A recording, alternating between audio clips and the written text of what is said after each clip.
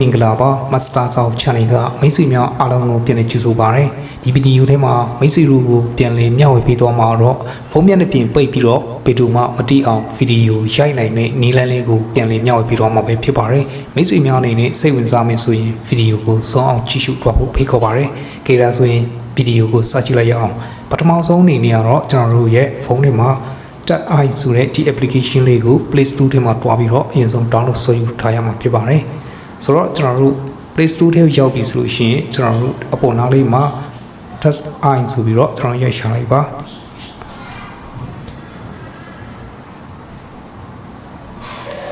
Okay ဒီ software လေးကိုကျွန်တော်တို့ရိုက်လိုက်တာနဲ့ပေါ်နားလေးမှာဒီ icon လေးမျိုးပေါ့နော် Tat I Smart Video ဆိုပြီးတော့ကျွန်တော်တွေ့ရမှာဖြစ်ပါတယ်ဒီမှာပေါ့နော်ဒီ software လေးကိုကျွန်တော်တို့ဖုန်းထဲမှာ download ဆွဲယူလိုက်ပါပြီးတော့ကျွန်တော်တို့ဒီ application လေးကိုဝင်သွားလိုက်မယ် Okay application လေးရောက်ပြီဆိုရှင်တော့ကျွန်တော်တို့ဒီမှာ go is ဆိုတာလေးကိုထပ်ပြီးတော့နှိပ်ပေးလိုက်ပါ accept ဆိုတာလေးကိုထပ်ပြီးတော့နှိပ်ပေးလိုက်ပါ using the app ဆိုတာလေးကိုထပ်ပြီးတော့နှိပ်ပေးမယ် allow ထပ်ပြီးတော့နှိပ်ပေးလိုက်ပါ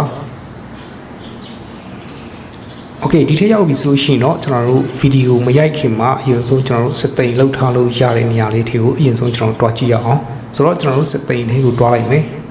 စက်သိမ်းလေးရောက်ပြီဆိုလို့ရှိရင်တော့ကျွန်တော်တို့အပေါ်ဆုံးသားလေးက camera tab ဆိုတဲ့နေရာမှာချိလိုက်မယ်ဆိုလို့ရှိရင်တော့အရှိတ် camera နောက် camera ပေါ့နော် back နောက် camera front အရှိတ် camera ကိုကြိုက်တဲ့နေရာမှာကျွန်တော်တို့ထားလိုက်လို့ရပါတယ်ကိုရိုက်မဲ့ရိုက်ခွင်းပုံမူတည်တာပေါ့နော်အောက်နားလေးက video resolution ကကျတော့ကျွန်တော်တို့ကြိုက်တဲ့ quality ကိုထားလိုက်ပါเนาะ resolution ကိုထားလိုက်ပါကျွန်တော်ကတော့ 920p ပဲကျွန်တော်ထားလိုက်မယ်ပြီးတော့ကျွန်တော်ဒီအောက်နားလေးက preview mode ဆိုတဲ့နေရာမှာကျတော့ကျွန်တော်တို့ထားလိုက်ပါဒီနေရာမှာကျတော့ကျွန်တော်ဖွင့်ချင်လေးရတယ်ပေါ့เนาะမဖွင့်ချင်လေးရပါတယ်ကိုကသူများတွေမသိအောင်ရိုက်မှာဆိုတော့ပိတ်ထားတာအကောင်းဆုံးပါပိတ်ထားလိုက်မယ်ပြီးအောက်နားက flash light နေရာမှာကျတော့ကျွန်တော်တို့ညရိုက်တဲ့အခါမှာဆိုလို့ရှိရင်တော့ဒီနေရာမှာကျွန်တော်တို့ဖွင့်ထားလို့ရတယ်ပေါ့နော်မီးဖွင့်ပြီးတော့ရိုက်နေမှာဖြစ်ပါတယ်ပေါ့နော်ဒီနေရာမှာဖွင့်ထားမယ်ဆိုရင်ကဲဒါဆိုရင်ကျွန်တော်တို့ setting ပြီးသွားပြီဆိုလို့ရှိရင်တော့ကျွန်တော်တို့ဒီကနေထွက်လိုက်မယ်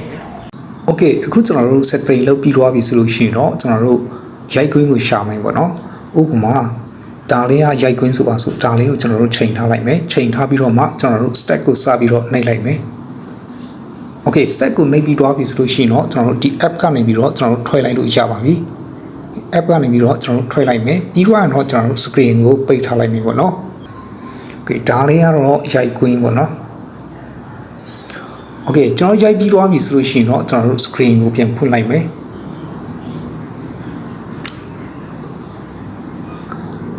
Okay screen ကိုဖွင့်ပြီးသွားပြီဆိုလို့ရှိရင်တော့ကျွန်တော်တို့ application ထဲဝင်သွားလိုက်မယ်